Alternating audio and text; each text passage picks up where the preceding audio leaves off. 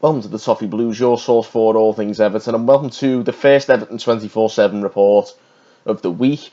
Plenty to report from today and the weekend just gone, and we'll start with the story which got everybody talking yesterday, because yesterday Aurelio De Laurentiis, the Napoli president, said that he regrets his decision to sack Carlo Ancelotti and replace him with Gennaro Gattuso. Of course, Gennaro Gattuso has lost 4 out of 5 games that he's managed with Napoli so far, so that is understandable. But Gazzetta dello Sport suggests that De Laurentiis could try and persuade Ancelotti to return to Napoli at the expense of Everton. For obvious reasons, most Everton fans have instantly descended into panic mode, but it's worth noting that Ancelotti is under contract and the likelihood of that happening is incredibly slim, so don't worry guys, it's not going to happen. And if it does, we'll be making some silly money off it, let's be honest. But on the note of the main man himself, Carlo spoke to the press again today ahead of the midweek clash against Newcastle. Unfortunately, Richarlison and Gylfi Sigurdsson are both still injured, so we will go into that game with a similar depleted side to the one which laboured to a draw at West Ham on Saturday. And to be honest, that doesn't fill me with much confidence for tomorrow night. But in the press conference, he did touch on his plans for the mini winter break, which awaits us in February. And he will buck the trend of some previous managers and will not take the squad abroad for a winter training camp, which for me I think is a really good decision, because I always thought those foreign training camps are just glorified holidays and really aren't in our best interests. It's worth noting as well that Marco Silva was the first not to do that last year, and shortly after that break we actually had a really good upturn in form, so hopefully we can see a similar good run of form after the February break this year as well. It's also pleasing to hear Ancelotti acknowledge how a few days rest is needed for this team, because we look absolutely exhausted at the moment, not to mention decimated by injuries. Like I say, I think this team really needs a bit of respite now, I think, to maybe get its stamina back and maybe just have a bit more time to pick up our fitness levels, because the team, whatever way you look at it, isn't really fit enough. So hopefully this coming month can be crucial to helping us get back on the right track for the end of the season. In the press conference, he did give a bit of praise to the man of the hour at the moment, Dominic Calvert-Lewin. He went on to suggest that he could make the England squad for the Euros in the summer.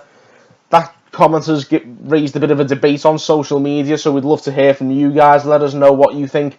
Is Calvert-Lewin England quality now, or does he need a bit more time to reach that sort of level?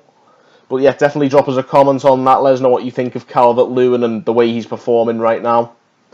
And from one informed player to another, and now Mason Holgate's good form has seen him catch the eye of a few other teams in the league. Those are Bournemouth, Sheffield United and Newcastle to be exact. But today, Football Insider claims that Everton have rejected 2 bids for Holgate.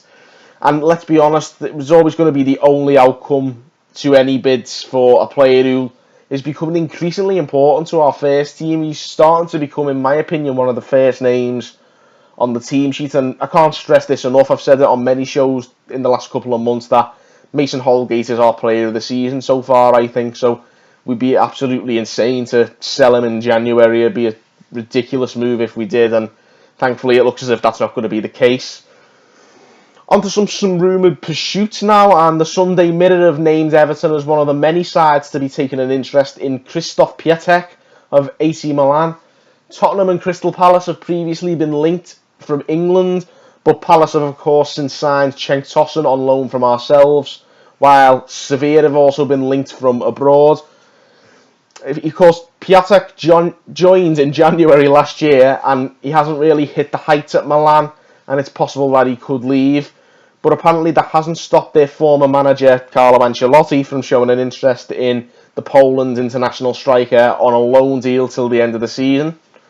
Of course, let's not forget that Piatek was absolutely unreal for Genoa before he moved to AC Milan, so it is debatable whether or not we should go for him. And again, it all depends on what kind of Piatek that we get.